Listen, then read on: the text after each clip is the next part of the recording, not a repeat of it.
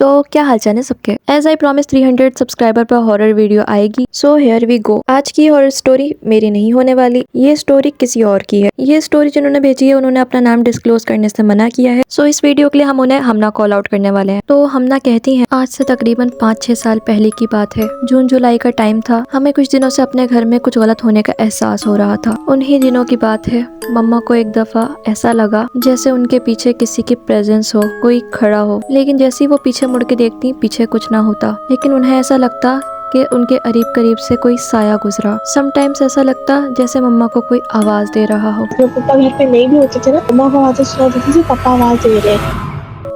एक दिन हमारे कजन्स घर पर आए हुए थे।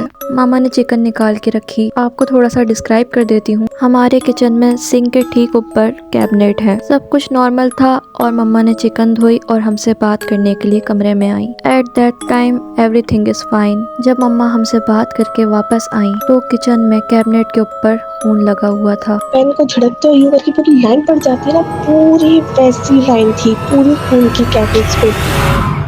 जब हम करीब गए तो उसमें से चिकन के ब्लड की स्मेल तो बिल्कुल भी नहीं आ रही थी। इनफैक्ट उसमें से ऐसी स्मेल आ रही थी कि वो बर्दाश्त के काबिल नहीं थी। मामा ने कारी साहब को बुलाया। कारी साहब का उस वक्त बच्चों को पढ़ाने का वक्त था, तो उन्हें आने में 2 से 3 घंटे लग चुके थे। जब वो 3 घंटे बाद आए और उन्होंने वो ब्लड चेक किया तो वो अभी भी ताज़ा था। थोड़ी देर बाद मामा ने उस ब्लड को साफ कर दिया और कारी साहब ने हमें कहा कि इसको धोना नहीं, डायरेक्ट बाहर ले जाके फेंक देना। हमने बिल्कुल वैसा ही किया। इसके नेक्स्ट डे मामा ने पापा के कपड़े धोए और प्रेस कर दिए और उसे अलमारी में ले जाके हैंग कर दिया। कुछ देर बाद मामा ने किसी काम से जब अलमारी खोली तो ये बताते हुए भी अभी मेरे रोंगटे खड़े हो रहे हैं। पापा का सूट ऐसा हुआ था जैसे किसी ने शिद्दत से नोचा हो, काटा हो। और मैं आपको ये भी बता दूं कि वो सूट मामा ने अलमारी में रखा था और कोई ऐसी जगह नहीं थी जहाँ से कोई चुहिया या कोई ऐसा जानवर, कोई ऐसी चीज आ सके जो ये काम करे।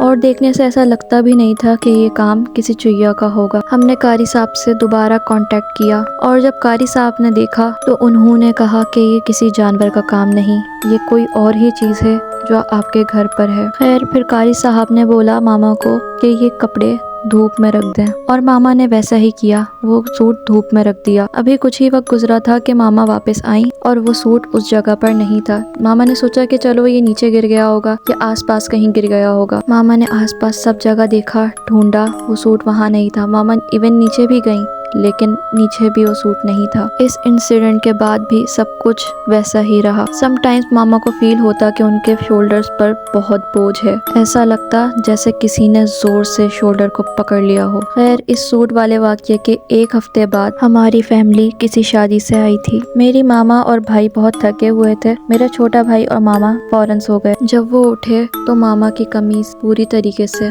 खराब हो चुकी थी। ऐसा लगता था किसी ने चीरा और फाड़ा है पीछे से कमीज को। इस वाकये से हम मजीद डिस्टर्ब हो गए थे। वैसे तो इस तरह के बहुत से इंसिडेंट्स हुए हैं लेकिन जो सबसे खौफनाक थे वो मैंने आपको बताए, आपके साथ शेयर किए। वैसे ज्यादातर चीजें मामा के साथ पेश आई, मामा ने एक्सपीरियंस करी ज्यादातर चीजें, लेकिन कुछ चीजें थी जो मैंने भी एक्सपीरियंस की। उसमें से एक, मुझे वॉशरूम के सामने रात में कोई बच्चे जैसी फिगर नजर आती थी। ऐसा लगता था जैसे कोई खौफनाक छोटी सी मखलूक। इस तरह की कुछ चीजें अभी भी होती हैं लेकिन अब इतना डर नहीं लगता, बस अब चीजें फील होती हैं। ज्यादातर जो सब कुछ हुआ था वो उन 2 महीनों के बीच हुआ था 5-6 साल पहले। अब अल्लाह का शुक्र है ऐसी कोई परेशानी ज्यादा नहीं होती है।